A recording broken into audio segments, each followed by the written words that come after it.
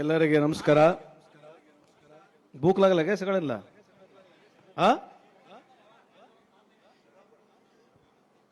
ವಿಶೇಷವಾದಂತಹ ಕಾರ್ಯಕ್ರಮ. ಪ್ರಪ್ರಥಮದಲ್ಲಿ ವೇದಿಕೆ ಮೇಲೆ ಆಸೀನರಾಗಿರ್ತಕ್ಕಂಥ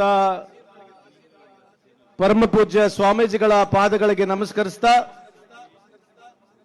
ಕರ್ನಾಟಕ ರಾಜ್ಯದ ಮುತ್ಸದ್ದಿ ರಾಜಕಾರಣಿಗಳು ಸುಮಾರು ಅಪ್ಪ ಹಾಗೂ ಮಗ ಸೇರಿದ್ರೆ ಸುಮಾರು 11ರಿಂದ 12 ಬಾರಿ ಗೆದ್ದಿರ್ತಕ್ಕಂಥ ನಿರ್ದೇಶನ ಭಾರತ ದೇಶದಲ್ಲಿ ಎಲ್ಲೇ ಇದ್ರೆ ಅದು ನಮ್ಮ ಬೆಳಗಾಂ ಜಿಲ್ಲೆಯಲ್ಲಿದೆ ಅಂತ ಈ ಸಂದರ್ಭಕ್ಕೆ ಕೇಳಲಿಕ್ಕೆ ಇಚ್ಛೆ ಬಯಸ್ತೇನೆ. ನಿಮಗೆ ನೀವು ಇವರಿಗೆ ಸತತವಾಗಿ ಕಳೆದ 40 ವರ್ಷದಿಂದ ಪ್ರಕಾಶ್ ಹುಕ್ಕೇರಿ ಸಾಹೇಬರಿಗೂ ಹಾಗೂ ಗಣೇಶ್ ಹುಕ್ಕೇರಿ ಅವ್ರನ್ನ ನೀವೇನು ಅವರಿಗೆ ನೀವು ಗೆಲ್ಲಿಸಿ ನಿಮ್ಮ ಸೇವೆ ಮಾಡಲಿಕ್ಕೆ ಒಂದು ಅವಕಾಶವೇನು ಮಾಡಿಕೊಟ್ಟಿದ್ದೀರಿ.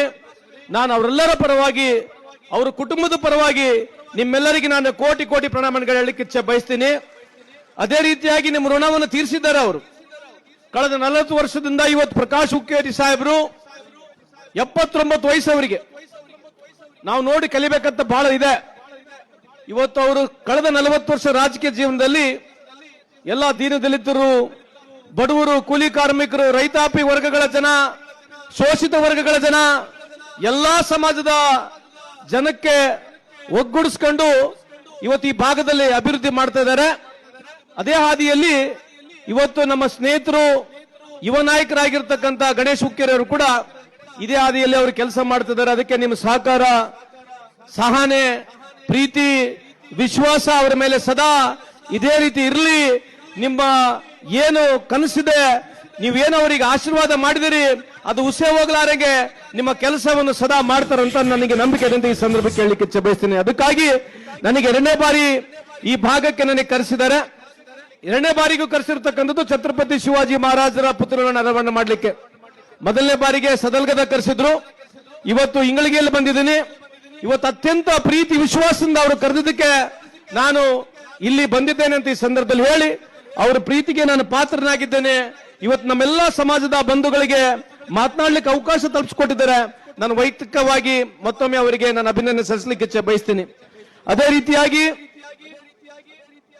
ಕೇವಲ ಅತ್ಯಂತ ಸಣ್ಣ ವಯಸ್ಸು 25 ಮುಗಿದಿದೆ ನಮ್ಮ ತಂಗಿಗೆ. ಇವತ್ತು ಭಾರತ ದೇಶದಲ್ಲಿ ಬೆಳ್ಳಣಿಕೆಯಷ್ಟು 25 ವಯಸ್ಸಿನಲ್ಲಿ ಪಾರ್ಲಿಮೆಂಟ್ ಯಾರನ್ನ ಹೋಗಿದ್ರೆ ಇವತ್ತು ಹೆಮ್ಮೆಯಿಂದ ನಮ್ಮ ತಂಗಿಯಾಗಿ ಅಥವಾ ನನ್ನ ಮಗಳಾಗಿ ಇವತ್ತು ಪ್ರಿಯಾಂಕಾ ಜಾರಕಿಹೊಳಿ ಇದ್ದಾರೆ. ನಿಮ್ಮೆಲ್ಲರ ಆಶೀರ್ವಾದದಿಂದ ಅವರು ಅಲ್ಲಿದ್ದಾರೆ ಅಂತ ಈ ಸಂದರ್ಭಕ್ಕೆ ಕೇಳಲಿಕ್ಕೆ ಇಚ್ಛೆ ಬಯಸ್ತೇನೆ ಬಂಧುಗಳೇ.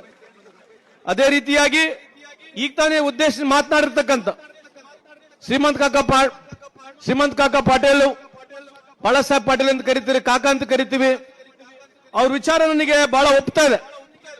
ಅವ್ರು ಯಾಕೋ ಇವತ್ತು ಬಹಳ ಮಾತನಾಡಲಿಲ್ಲ. ನಾನು ಅವರು ಬಹಳ ಸರಿ ಈ ಸಂದರ್ಭದಲ್ಲಿ ಮಾತನಾಡೋ ಕಲಿಗೆ ಅವರು ಜ್ಯೋತಿಬಾಯಿ ಫುಲೆ ಅವರ ಸ್ಕೂಲ್ ಅನ್ನು ಕೂಡ ಕರೆದಿದ್ದಾರೆ.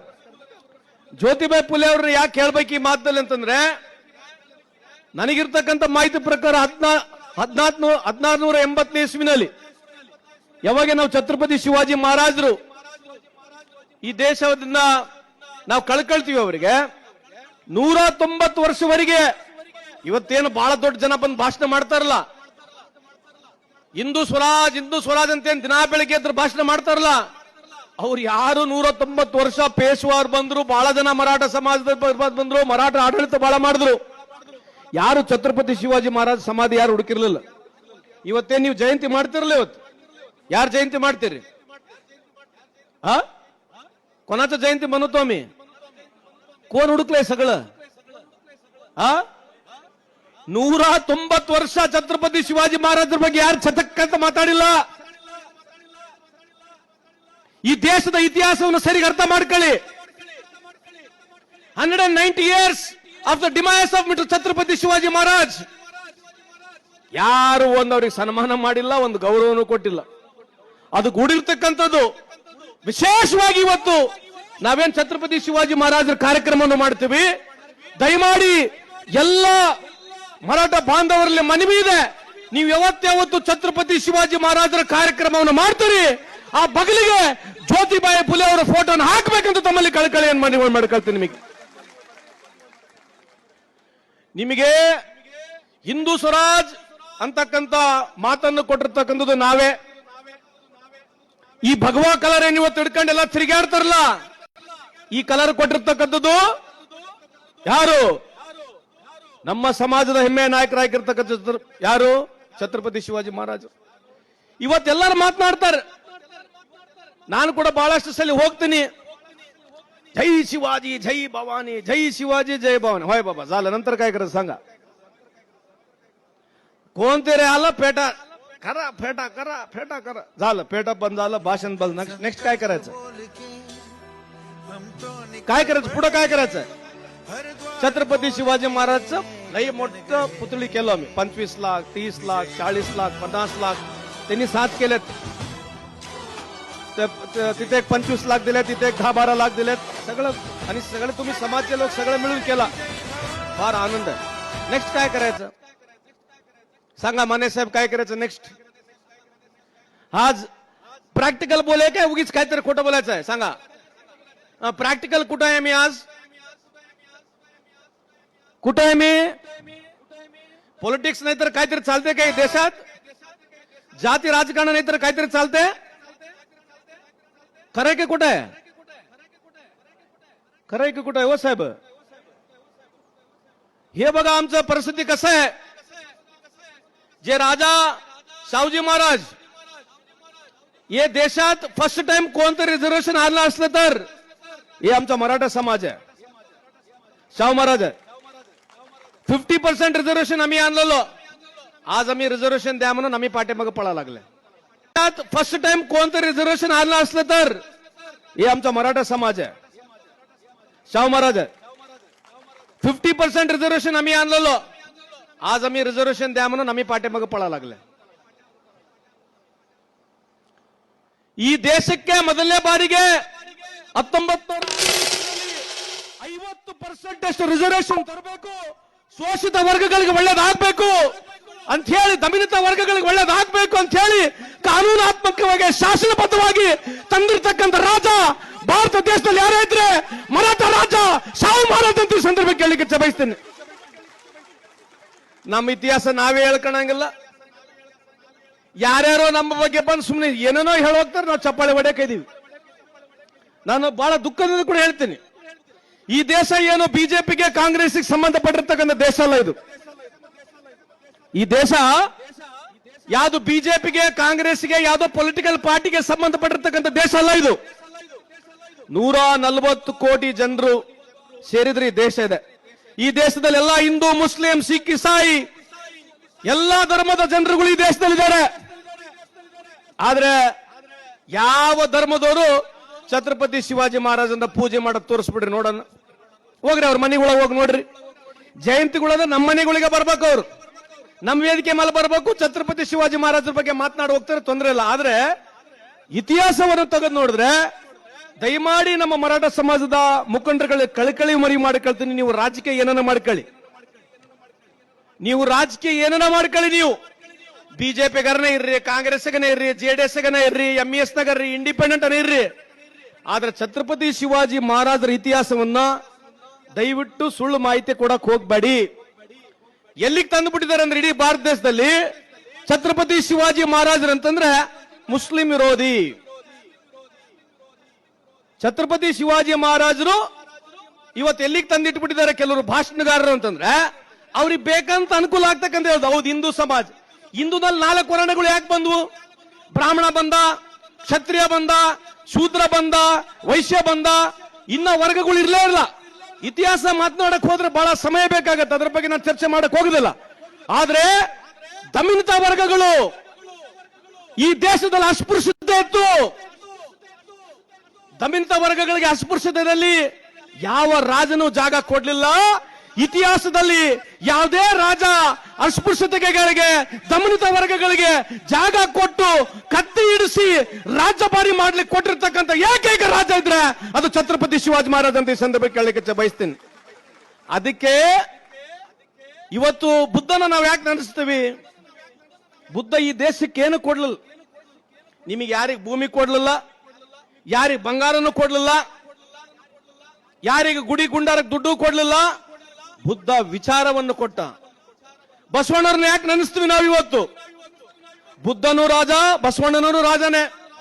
ಬಸವಣ್ಣವ್ರೇ ನಮಗೆ ಭೂಮಿ ಕೊಡ್ಲಿಲ್ಲ, ಬಂಗಾರ ಕೊಡ್ಲಿಲ್ಲ, ವಿಚಾರಗಳನ್ನು ಕೊಟ್ರು. ಅದಕ್ಕೆ ಛತ್ರಪತಿ ಶಿವಾಜಿ ಮಹಾರಾಜರ ವಿಚಾರಗಳೇನಿದಾವೆ, ವಿಚಾರಗಳ ಬಗ್ಗೆ ನಾವು ಮಾತನಾಡಿ ನಮ್ಮ ಯುವ ಜನತೆ ಏನಿದೆ ಆ ವಿಚಾರಗಳಿಗೆ ನಾವು ಗಟ್ಟಿದ್ರೆ ಮಾತ್ರ ಒಂದು ಶೈಕ್ಷಣಿಕವಾಗಿ ತಲೆ ಉಪಯೋಗಿಸಿಕೊಂಡು ರಾಜಕೀಯವಾಗಿ ನಾವು ಮುಂದೆ ಹೋದ್ರೆ ಬೇರೆ ಸಮಾಜ ಜೊತೆಗೆ ನಾವು ಬೆಳಿಬೇಕು. ಸಣ್ಣ ಸಣ್ಣ ಸಮಾಜ ಜೊತೆಗೆ ಬೆಳಿಬೇಕು, ದೊಡ್ಡ ಸಮಾಜ ಜೊತೆಗೆ ನಾವು ಬೆಳಿಬೇಕು, ರಾಜಕೀಯವಾಗಿ ಬೆಳಿಬೇಕು, ಶೈಕ್ಷಣಿಕವಾಗಿ ಬೆಳಿಬೇಕಂತಂದ್ರೆ ಇದು ಬಹಳವಾಗಿ ಆಲೋಚನೆ ಮಾಡಬೇಕು.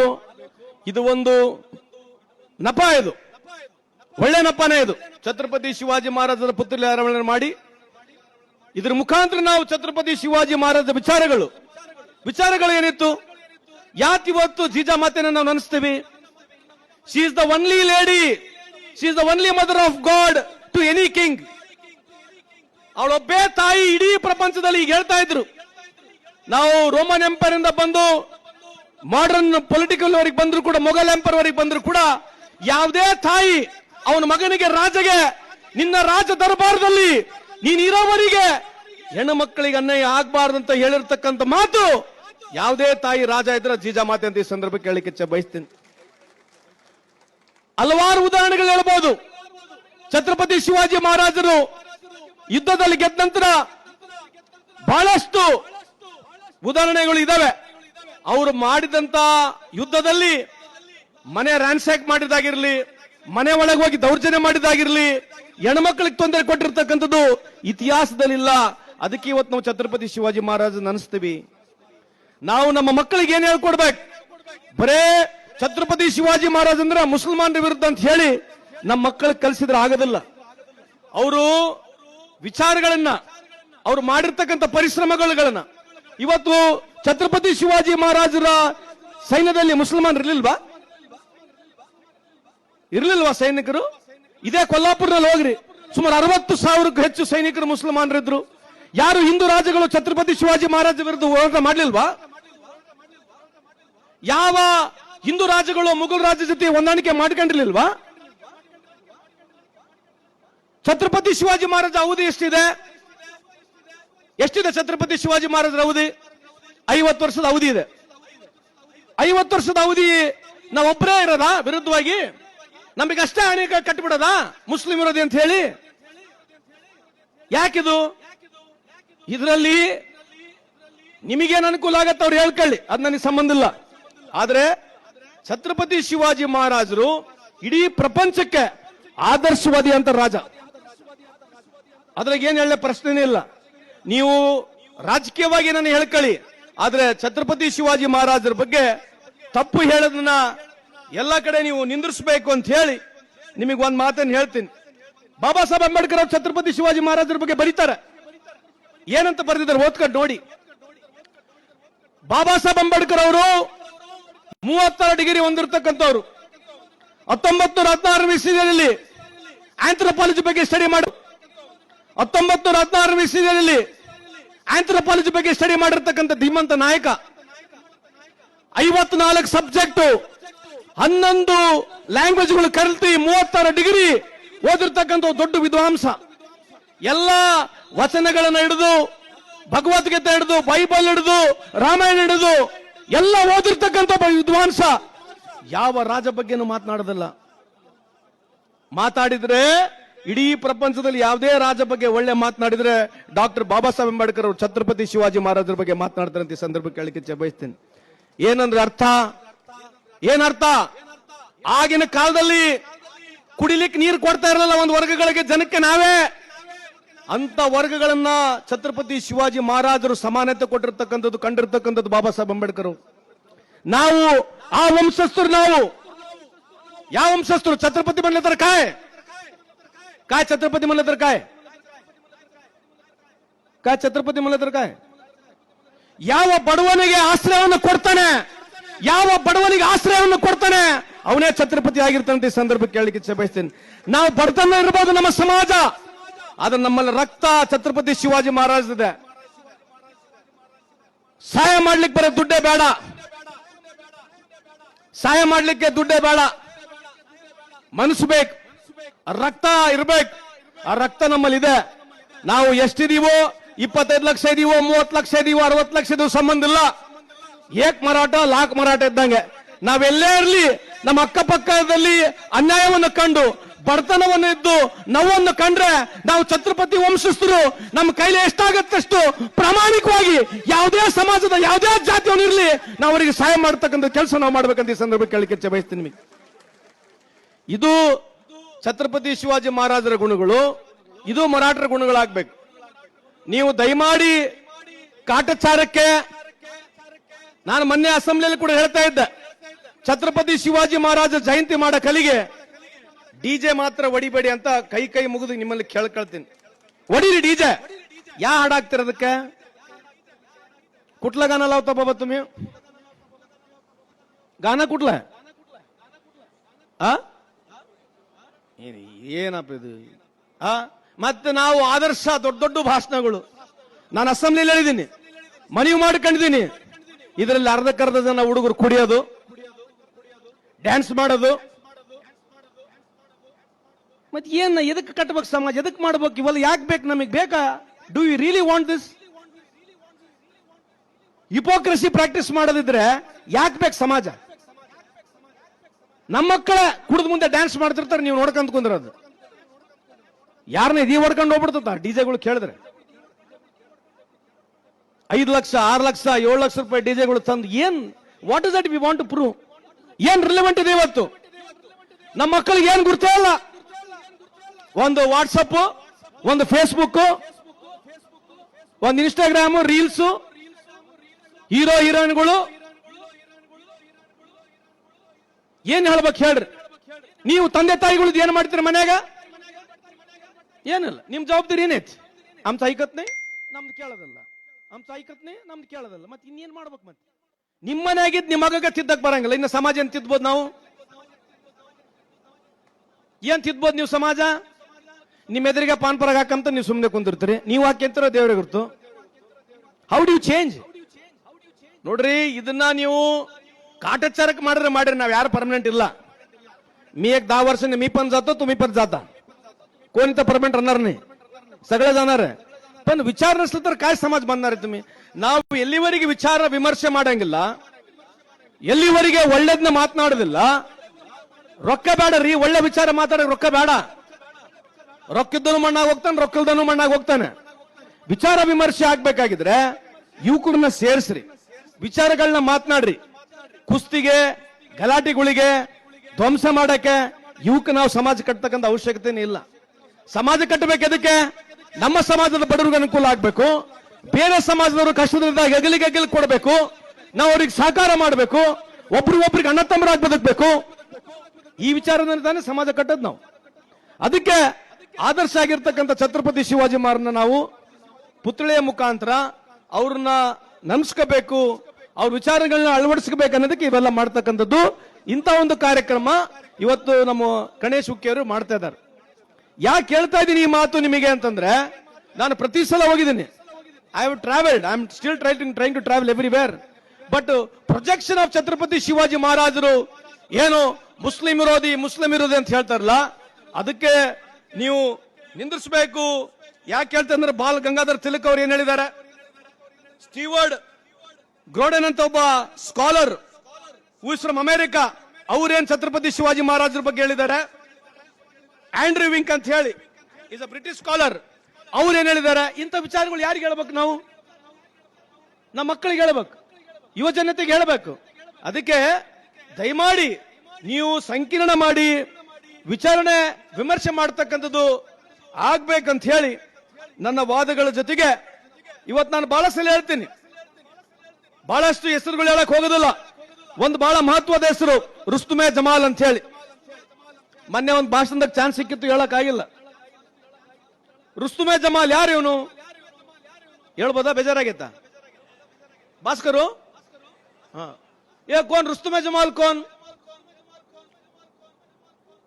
ಬಾಡಿ ಗಾರ್ಡ್ ಅಷ್ಟೇ ಅಲ್ಲ ಆತ, ಛತ್ರಪತಿ ಶಿವಾಜಿ ಮಹಾರಾಜರ ಇಂಟೆಲಿಜೆನ್ಸ್ ನ ನಂಬರ್ 1 ಆಫೀಸರ್ ಅವರು. ಸೇಫ್ಟಿ ಆಸ್ಪೆಕ್ಟ್ ನಲ್ಲಿ, ಪ್ರೋಟೋಕಾಲ್ ನಲ್ಲಿ Rustume Jamal is one of the top officer ಅವರು. ರುಸ್ತುಮೆ ಜಮಾಲ್ ಹೇಳ್ತಾರೆ ಛತ್ರಪತಿ ಶಿವಾಜಿ ಮಹಾರಾಜರಿಗೆ, ನೀವು ಅಫ್ಜಲ್ ಖಾನಿಗೆ ಮೀಟ್ ಮಾಡಕ್ ಹೋಗ್ತಾ ಇದ್ದೀರಾ, ಹುಷಾರು, ಅವನು ಪಠಾನು 6.5 ಅಡಿ ಇದ್ದಾನೆ, ನಿಮಗೆ ಮೋಸ ಮಾಡ್ತಾನೆ ಅಂತ ಹೇಳಿ. ಈ ವಾಗನಕ್ ಪಿಕ್ಚರ್ ನಾವೇನ್ ನೋಡ್ತಾ ಇದೀವಲ್ಲ, ಈ ವಾಗನಕ್ ಅವರೇ ಮಾಡಿಲ್ಲ, ಆದ್ರೆ ಐಡಿಯಾನಲ್ಲಿ ಪ್ಲಾನ್ ಮಾಡಿ ಇದನ್ನ ಅವರಿಗೆ ಡ್ರೆಸ್ ಯಾವ ರೀತಿ ಹೊಲಿಸಬೇಕು, ಛತ್ರಪತಿ ಶಿವಾಜಿ ಮಹಾರಾಜರ ಇಂಟೆಲಿಜೆನ್ಸ್ ನಂಬರ್ 1 ಆಫೀಸರ್ ಅವರು. ಸೇಫ್ಟಿ ಆಸ್ಪೆಕ್ಟ್ ನಲ್ಲಿ, ಪ್ರೋಟೋಕಾಲ್ ನಲ್ಲಿ Rustume Jamal is one of the top officer ಅವರು. ರುಸ್ತುಮೆ ಜಮಾಲ್ ಹೇಳ್ತಾರೆ ಛತ್ರಪತಿ ಶಿವಾಜಿ ಮಹಾರಾಜರಿಗೆ, ನೀವು ಅಫ್ಜಲ್ ಖಾನಿಗೆ ಮೀಟ್ ಮಾಡಕ್ ಹೋಗ್ತಾ ಇದ್ದೀರಾ, ಹುಷಾರು, ಅವನು ಪಠಾನು 6.5 ಅಡಿ ಇದ್ದಾನೆ, ನಿಮಗೆ ಮೋಸ ಮಾಡ್ತಾನೆ ಅಂತ ಹೇಳಿ. ಈ ವಾಗನಕ್ ಪಿಕ್ಚರ್ ನಾವೇನ್ ನೋಡ್ತಾ ಇದೀವಲ್ಲ, ಈ ವಾಗನಕ್ ಅವರೇ ಮಾಡಿಲ್ಲ, ಆದ್ರೆ ಐಡಿಯಾನಲ್ಲಿ ಪ್ಲಾನ್ ಮಾಡಿ ಇದನ್ನ ಅವರಿಗೆ ಡ್ರೆಸ್ ಯಾವ ರೀತಿ ಹೊಲಿಸಬೇಕು, ಸೇಫ್ಟಿ ಆಸ್ಪೆಕ್ಟ್ ಲಿಂದ ಛತ್ರಪತಿ ಶಿವಾಜಿ ಮಹಾರಾಜರಿಗೆ ಇವತ್ತು ಅಲ್ಲಿ ಅಫ್ಜಲ್ ಖಾನ್ ಅರ್ಲಿ ಈ ಅಟ್ಯಾಕ್ ಅನ್ನ ಮಾಡೇ ಮಾಡ್ತಾನೆ ಅಂತ ಹೇಳಿರ್ತಕ್ಕಂಥದ್ದು ಯಾರು? ರುಸ್ತುಮೆ ಜಮಾಲ್. ಇದು ಯಾಕೆ ಭಾಷಣದಲ್ಲಿ ಹೇಳೋದಲ್ಲ ಇವರು? ಅಲ್ಲಿ ಅಫ್ಜಲ್ ಖಾನಿಗೆ ಐಡಿಯಾ ಕೊಟ್ಟರು ಯಾರು?